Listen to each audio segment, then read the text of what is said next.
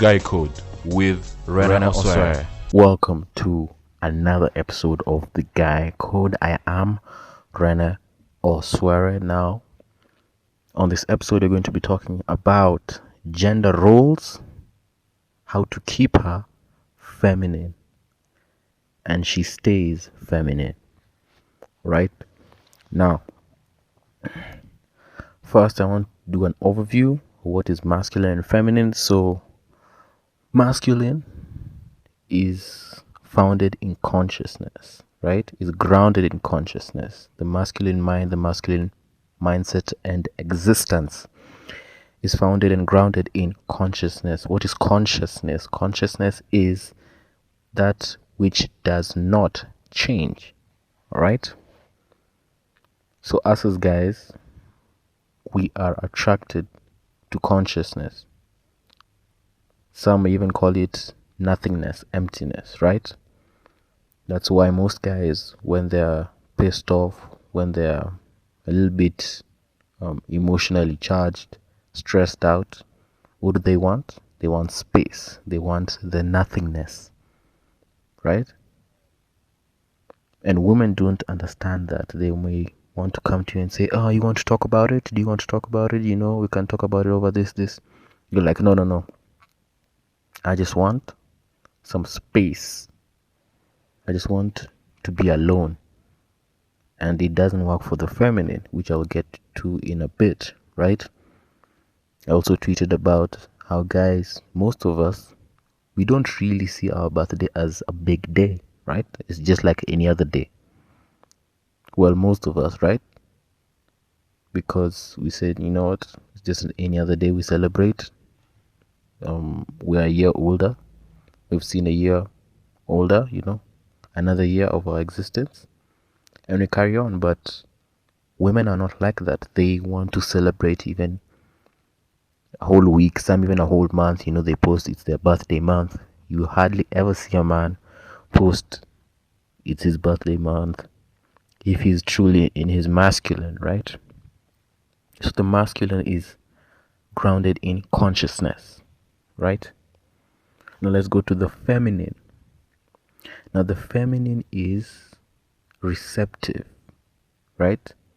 Feminine nature, feminine mindset, feminine existence is founded in receptivity, receiving the fullness of a moment and then gives a feedback. I've tweeted about this before. I just want to give an overview before I get into the content of this episode. So the feminine is receptivity, right? That's why they have these captions on Instagram where it's like, I'm in my happy place. You know what? Like good vibes, all that stuff. They have such whimsical terms like those ones, right? In my happy place. Very receptive, right? They're getting the full experience of the moment, and she radiates happiness because of the fullness of the moment, right? You never see a man posting that, right? And they have what's called female intuition, which I've touched on in another episode. You can go check it out. It's very good. Female intuition is basically where a woman is just evaluating everything you're giving her in that moment. And she's just trying to figure out, are you really about what you say you are about? Your mouth could be saying one thing, but your vibe, your energy, which is actually could be your body language, your tonality, everything is sending different signals. And because the feminine is very receptive, she will pick up on those signals. That's why maybe you as a guy, you might talk to someone and he's like, yeah, he's a good guy, but a lady will talk to her and like, you know what, there's something off about him. Why? Because she's more receptive to those signals that you as the man, the masculine, are not receptive to. So with that brief introduction and overview, I just want to give you 4 short points on how to keep her feminine. First things first, guys, you can't expect submission without a mission. You have to have a purpose so she can submit herself to and follow, right? It's very basic. You need a mission for submission, right? It's submission. You need the mission. If you are a man who has a mission, then she can submit to where you're going and what you're trying to achieve. That's why where you're going is a very important question to women. She needs to know that you have a depth and a goal, and she can attach herself to that goal and purpose, right? That is point number 1. Point number 2 is, do not be ashamed to know all the roles and duties. Let me tell you something, guys. Most CEOs and entrepreneurs have a deep understanding of every position in their company and can execute all those duties themselves. You know, the CEO isn't ashamed to admit, yeah, I know how a janitor should work because, I've done some of those duties myself. I know what a clerk should do because I've done some of those duties myself. He's not ashamed to admit that, because him as the boss needs to know the duties of all the positions in his company and how they should be executed by executing them himself and understanding how they should be executed, so that when he gets a report from those employees, he doesn't accept excuses. So you as a guy, should not be ashamed that you know how to maybe cook, clean, how to do some of these roles that are quote unquote feminine, because if you're going to be the head of the household, you have to know how everything is supposed to be done. If you don't know, and if the CEO doesn't know the positions and how these duties are supposed to be, undertaken, he will be accepting different excuses. The clerk will say, oh, this isn't working, so I couldn't fulfill this, and he'll be like, yeah, I guess that makes sense, because he doesn't understand. But if he understands how things are supposed to work, he's like, wait, even if that doesn't work, there's another way you can do it. Why? Because I've done it myself. So you as the man of the house, you should understand those duties, so that you can have a point to reference from and say, yes, if with this and this, yes, this and this can be done, and I expect such and such results because you've done it yourself and you've seen firsthand.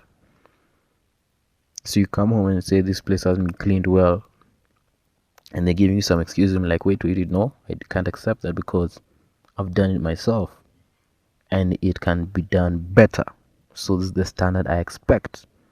So don't be ashamed to understand these quote unquote feminine roles, because you're going to be the head of the household. Just like the CEO, you have to understand every of these positions, every of these duties, so that you don't accept these excuses from people, and you can demand the very best output. That is number 2. Number 3, to keep her feminine, is that you need to stick to your masculine frame. There's some women who love to be petty and mess with you, just toy around with you. That's just how they are.